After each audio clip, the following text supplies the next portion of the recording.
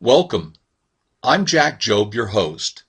In many life-threatening situations, the ability to handle and be comfortable with your knife, one-handed, may arise. What if your other arm is immobilized? Ask Aaron Ralston of 127 Hours fame if you need a profound reason. While I'm using a generic knife for photographic reasons, better contrast, my favorite knives of this style are made by Spyderco. Look at our resources links section of our website to learn more. Follow the arrow and you find why I like to carry this convenient tool. This clip-it style knife served me well when I had to stock shelves. With one fluid motion, after practicing safely, from my belt I drew and opened this knife.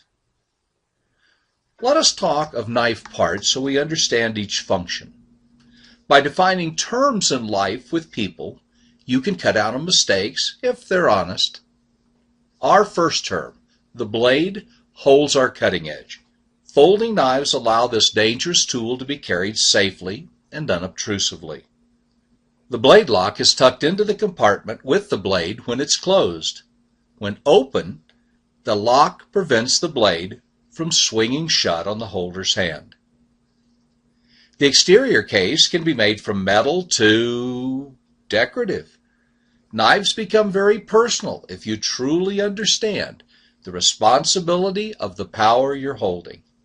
Most people skinned their own food until the industrial age. Many still do. A knife is the classic basic tool that links to life and death. This photo shows an external post sticking up from the blade. Easy to see and touch, but it could get broken in an emergency. A right-hander's fingers grip the clip-it and case, keeping them safely out of the way. The thumb has good leverage to push the blade open with the post. There are two other styles I'll show you. I've used them for years, but I love the new technologies. The first is dangerous for most users. It relies on a good thumbnail to open one-handed or a lot of finger strength. The blade, if released, can snap shut suddenly. Opening this one one-handed is a last resort. My favorite style has a hole allowing a perfect flow with less chance of breaking. As I raise this knife, my thumb swings the blade open until I hear or feel the reassuring click of the blade lock sliding into place. When stocking shelves, I cut the tape on the boxes and, in a reverse fluid motion, I swung the blade backwards and used my thumb on the blade lock release.